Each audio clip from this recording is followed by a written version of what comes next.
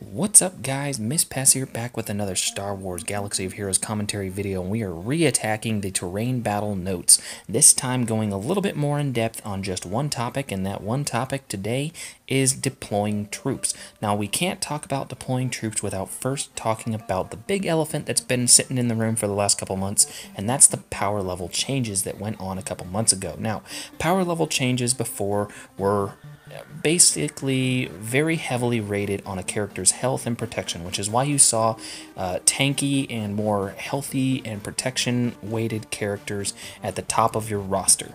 Basically characters like R2-D2, Chewbacca, a lot of those characters were highest in the power level even though they weren't really the most powerful characters in the game.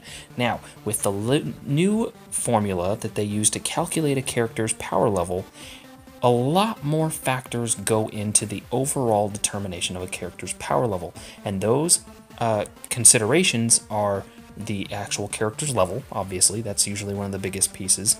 Gear is now a little bit more heavily weighted, and that's each individual gear piece, not just pieces that are more strength or protection minded. And then you have mod tiers and upgrades, which we will talk about specifically later in this video, ability upgrades, which obviously place a much higher emphasis on Zetas, and then star ratings, obviously. Obviously, a 7-star character is going to be a higher power level than a 6-star character in most cases. When it comes to actually deploying troops, you have what's called Galactic Power, and that Galactic Power is essentially just the power rating, the cumulative power rating of your entire roster.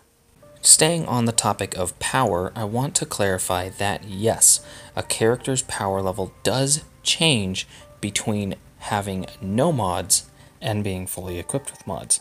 Now you notice that power change was about 1,000 power, a little bit more than 1,000 power, but when you consider that you've got 123 characters total in the game and you've unlocked every single character and leveled them to at least level 50 to equip mods, that's 1,000 power jump per character, or roughly 124,000 power that you're going to increase your roster by. So essentially, equipping mods to a character is going to boost their character's power level considerably.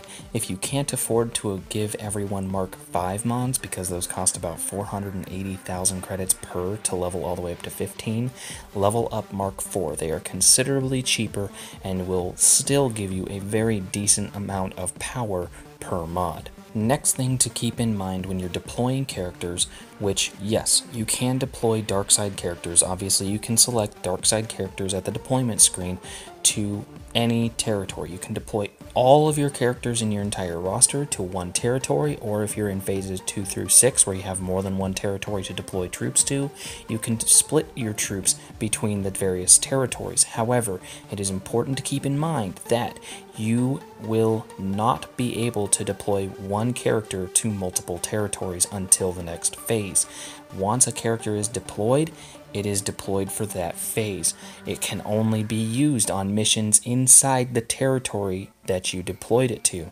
So if there is a combat mission that requires Hoth Rebel Soldier in one territory and you deploy the Hoth Rebel Soldier to the opposite territory or a different territory, you will not be able to participate in the combat mission that requires Hoth Rebel Soldier. Same goes for the platoon missions. Once you've deployed a character to a platoon mission, it will deploy the character to that territory. So, very important to keep track of where you're deploying your troops, so that select all button could come back to bite you in the butt very, very easily. Now let's focus on the actual screenshot here. You have the counter up in the top left corner. That's how many territory points you need in that territory to get to the next star. The overall bar up top tells you how many territory points have been earned in that territory already. In the top right, you have how many stars have already been earned, and in the top center, you have the unallocated total galactic power of the remaining troops on your roster. Up top, it looks like we have two filters that should probably be the same types of filters that you find on your regular character select screen, and then to the right of those is the ascending-descending order toggle. And then down bottom left, you have the select all button.